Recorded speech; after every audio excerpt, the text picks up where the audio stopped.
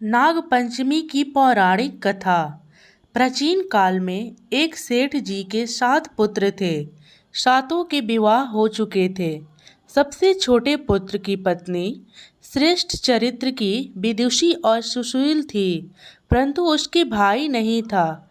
एक दिन बड़ी बहू ने घर लिपने को पीली मिट्टी लाने के लिए सभी बहुओं को साथ चलने को कहा, तो सभी डालियां और खुरपी लेकर मिट्टी खोदने लगी। तभी वहां एक सर्प निकला, जिसे बड़ी बहू खुरपी से मारने लगी। यह देखकर छोटी बहू ने उसे रोकते हुए कहा, मत मारो इसे, यह बेचारा निरपराध है। यह सुनकर बड़ी बहू ने उसे नहीं मारा। तब सर्प एक ओर जा बैठा। तब छोटी बहू ने उससे कहा, हम अभी लौटकर आते हैं, तुम यहाँ से जाना मत। यह कहकर वह सबके साथ में मिट्टी लेकर घर चली गई। वहाँ कामकाज में फंसकर सांप से जो वादा किया था उसे भूल गई। उसे दूसरे दिन वह बात याद आई तो सबको साथ में लेकर वहां पहुंची और सर्प को उस स्थान पर बैठा देखकर बोली, सर्प भैया नमस्कार।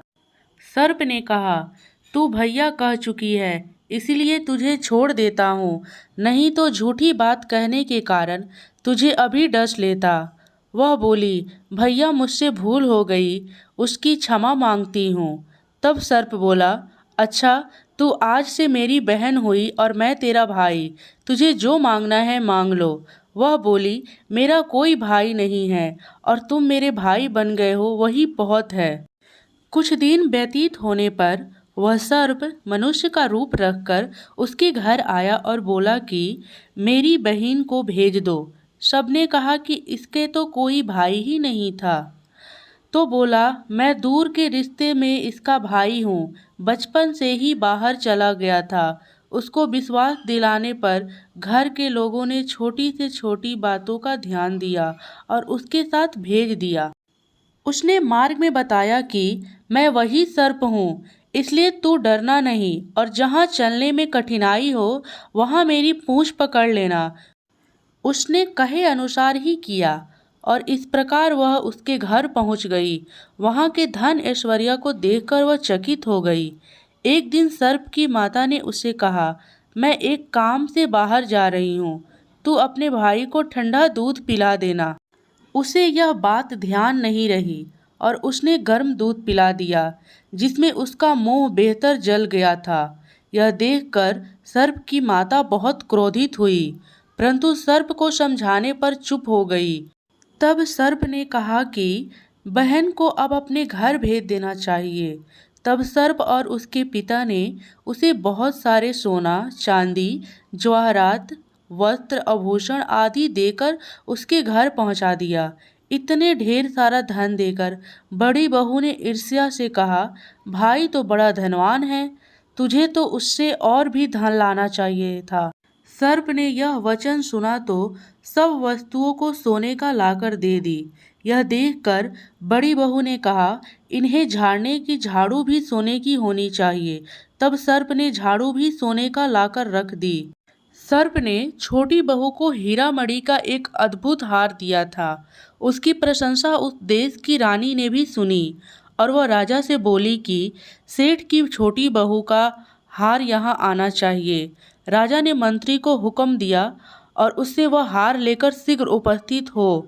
मंत्री ने सेठ जी से जाकर कहा कि महारानी जी छोटी बहू को हार पहनेंगी, वह उससे लेकर मुझे दे दो। सेठ जी ने डर के कारण छोटी बहू का हार मांगकर दे दिया।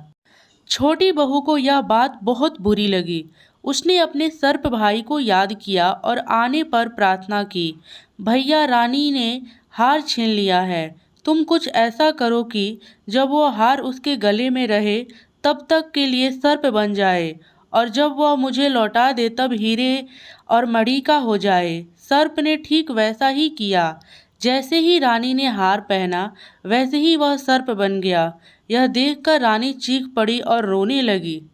यह देखकर राजा ने सेठ के पास खबर भेजी कि छोटी बहू को तुरंत भेजो। सेठ जी डर गए कि राजा ना जाने क्या करेंगे। वो स्वयं छोटी बहू को साथ लेकर उपस्थित हुए। राजा ने छोटी बहू से पूछा, तूने क्या जादू किया? मैं तुझे दंड दूंगा। छोटी बहू बोली, राजन क्षमा कीजिए, यह हार ऐसा ही है। मेरे गले में हीरा और मणि रहता है और दूसरे के गले में सर्प बन जाता है। यह सुनकर राजा ने वह सर्प बना हार उसे देकर कहा, अभी पहन कर दिखाओ। छोटी बहू ने जैसे ही उसे पहना वैसे ही हीरे मणि का हो गया। वह देखकर राजा को उसकी बात पर विश्वास हो गया और उसे प्रसन्न होकर उसे बहुत मुद्राएं और पुरस्कार दी।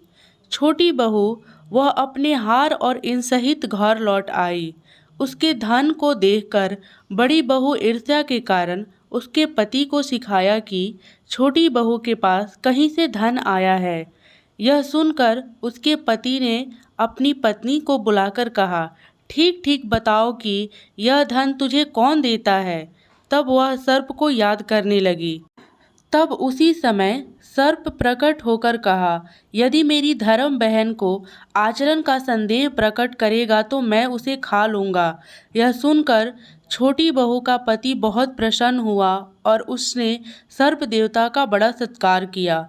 उसी दिन से नाग पंचमी का त्यौहार मनाया जाता है और स्त्री सर्प को भाई मानकर उसकी पूजा करती हैं। धन्यवाद।